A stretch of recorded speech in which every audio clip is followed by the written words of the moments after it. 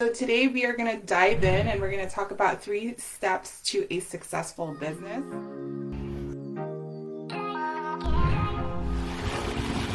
If you don't know me by now, my name is Maria Henderson. I am a spiritual business coach and I help spiritual entrepreneurs create reoccurring revenue in their service-based business. So if you guys are interested in that, watch the show, watch the video, because we are diving into 3 things to grow and become successful in your service-based business. So many times, a lot of people, and I actually wrote an email on this morning on this topic, so that's why I'm compelled to talk about it today. And also, it's very confusing for a lot of people who start a business. They don't know what to do first. They have a push to actually create something of their own, and they also have the desire to create freedom in their life so that they can work from home or work anywhere and just work off the internet, obviously, right? I think that's like the biggest thing a lot of people want to do nowadays is create their own things, sell it, and make a living off of it. But the problem is that we are seeing so many things like we're missing that first piece, and a lot of people will actually jump into the action part.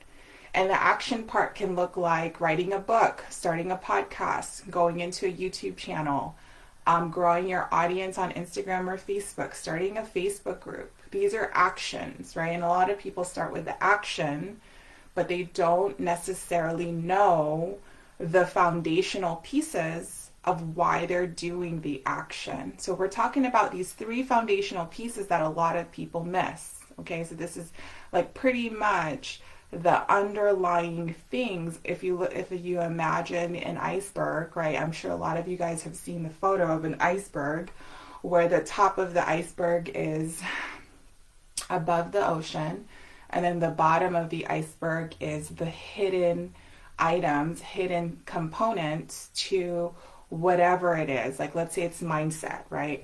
The top of the iceberg is like hope, vision, faith, love, all of the things that feel good and then people want to show, right? And then the bottom of the iceberg are all the things hidden, like fear, doubt, worry, self-sabotage, fear of being seen, fear of rejection, all of these lower vibrational things that we kind of want to hide from people. And that's why it's underneath the ocean. That's why that analogy is so profound. And even in this case, with it, when it comes to business, well, how that works is the items at the top are all the action things, like start a YouTube channel, write a podcast, or write a book, grow an audience, create a Facebook group and grow that. Do ads.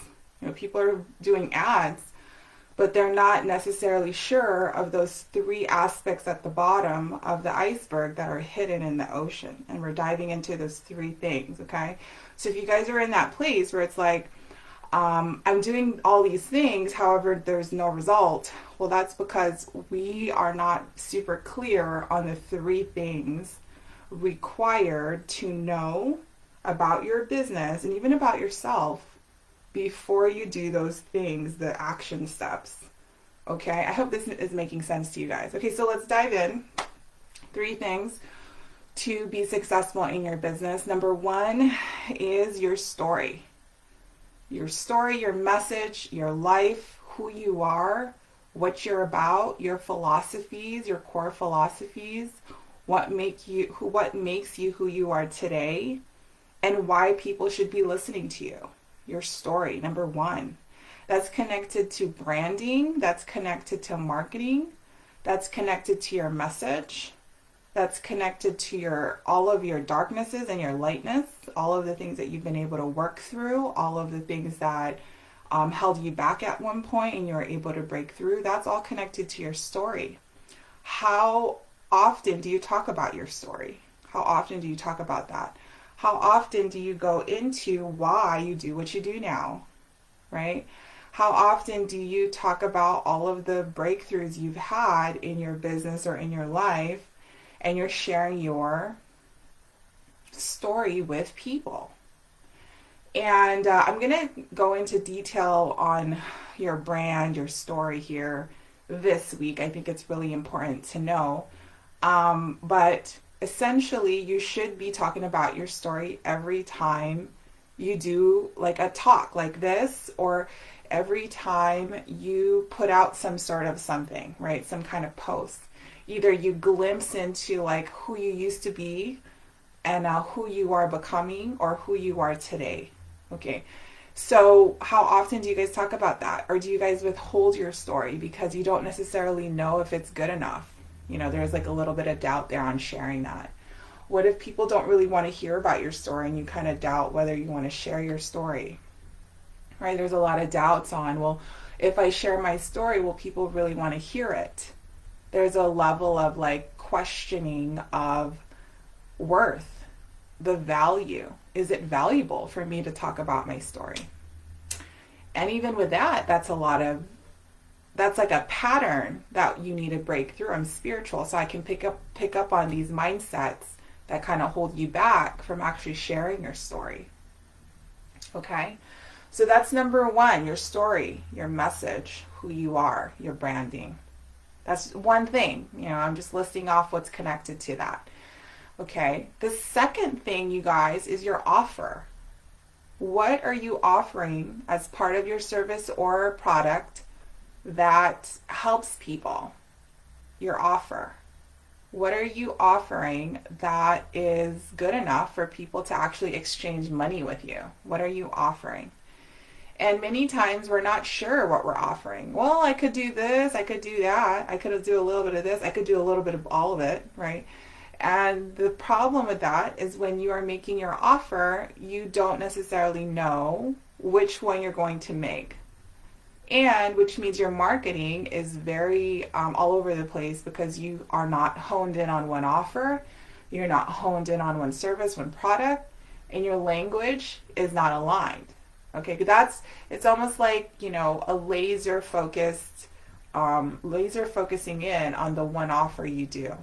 Laser focusing in on the one offer you do. I have a client who's been with me for some time now. She's probably one of my longest clients and my highest producing client. She has only sold one offer since we worked together. Just one.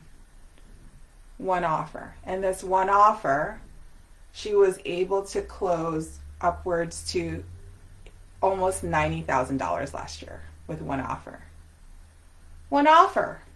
Why? Because she was able to laser focus in and on how she makes her offer, what she talks about in her marketing, how she aligns her story with her offer, right?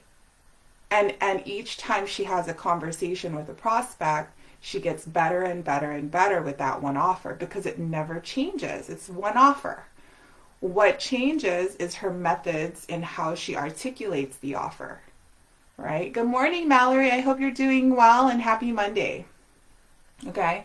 So that is the improvement. It's never the actual product or service that changes. It's the way one should articulate themselves when they make the offer. Maria! I know, it feels so good to be live. I didn't get to go live last week, and my mom asked about it, which is so funny. I was really like intrigued that my mom asked about why I didn't do any of my videos. Like, why didn't I see you on Facebook with your videos? I loved it. So now I'm live, and Mal, I hope you're well, and thank you so much for being here with me. So one offer, right? So that is number two. Get really good at the offer that you are selling, the one offer. All right. And the next one is, hi, Colleen. I hope you're doing well. The next one is, the last one is sales, mastering sales. So let's say you get really good with your branding, you get really good with, you know, how you share your story, and then you decide on the offer and you hone in on your offer, you know your service, your product, you know your pricing, you are good to go. Those two things are good.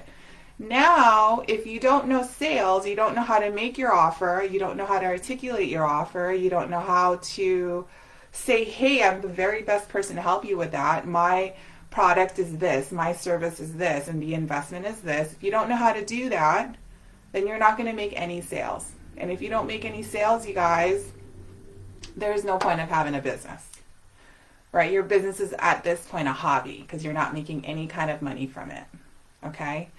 Now, the problem with that is people are actually terrified of sales. And you know, rightfully so, I'm going to say, because it is kind of terrifying to actually make an offer and then have to deal with the rejection around it, or have to deal with the no, or have to dealing with the rebuttals, right? And a lot of people actually have a really bad taste of salespeople and having be sold to. People have a bad experience around that. But the thing about what I've noticed is people actually want to be sold as long as it's not this like disgusting way of sales. As long as it's not like you're a car sales guy. You know how they're pushy, and at least the ones I've encountered, they're pushy. Maybe not so much now because, you know, they get a bad rap for it and they probably improved their methods. However, you know, historically they have a really bad rap, right? So sales for me and the transition for me learning sales, well, it started when I did my first year in business, which was back in 2019. And then I did 112 strategy calls that were really bad. They were really bad strategy calls. However, I learned the best from these strategy calls.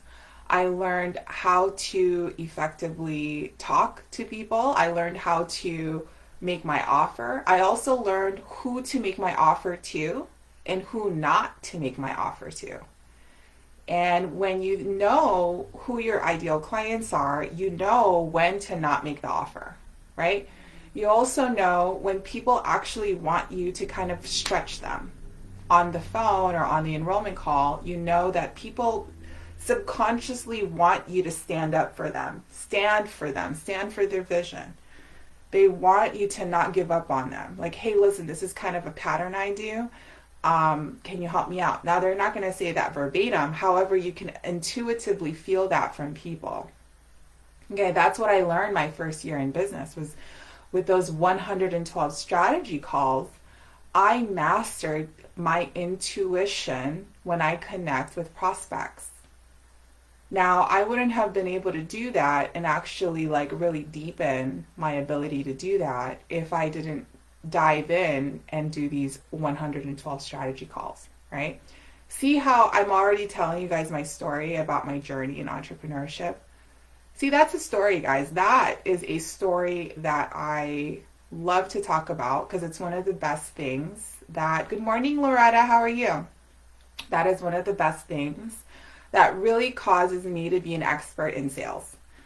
And it's because of the work I did and all of the things that I decided to put myself through to learn everything around sales. Okay, so what does that mean? That means you got to master sales. That's the third aspect to business, is mastering sales. Mastering talking to people, mastering making your offer. I'm the very best person to support you in that, and the investment to work with me is X, Y, and Z, right? Really easy if you think about that statement. I'm the very best person to help you with that, and the investment to work with me is, right? What is that? Oh. Okay, so that is essentially, right? That is essentially, sorry guys, that is, oops, what's going on? That is, sorry guys, I'm back. Okay, so that is essentially the three core fundamental things of having a business. It is number one, your story, and I'll do a recap, your story, your message, who you are, and that connects with your branding. Number two, it is your offer, mastering your offer, okay? What do you offer to people, to your community, your services and your products, your packaging and your pricing? What does your offer look like? Is it competitive within the marketplace? Or is it really low, right? Are you pricing yourself so low? Hey, Jen, good morning. Are you pricing yourself so low compared to your competitors? Or are you pricing yourself so high, and is it warranted that you're pricing yourself that high? Or are you in the middle where you're kind of playing the same playing field as your competitors? Where are you at? Do you know? You're pricing your package. And then the third one is sales, mastering sales. Really knowing how to make your offer. And how did I say that? The statement that you need to remember when you make your offer. I am the very best person to support you in that. And the investment to work with me is. That's literally the statement I teach my clients to do. There's a script that I have my clients follow. However, towards the end, it is I am the very best person to support you in that. The investment to work with me is X, Y, and Z. That's the statement, you guys. And the interesting thing is that people get hung up on the statement of, I am the very best person to help you with that. People don't necessarily believe they're the very best person. And so they can't even articulate that. They can't even say it. Well, I could be, but there could be somebody else that's better than me. I could be the person who supports you in that. However, I'm not necessarily fully 1000% sure I can get you the result. Now that's a mindset issue, right? That's a pattern that you are now bringing into your business. Now, what is sales? Sales is being super confident in yourself and allowing for people to know what you do for people. And making offers. And making offers as to many people as you can. That's the goal. When you are in sales, you must believe in yourself first, right? You must, thank you, love it, well said. You must believe it. Believe in yourself first.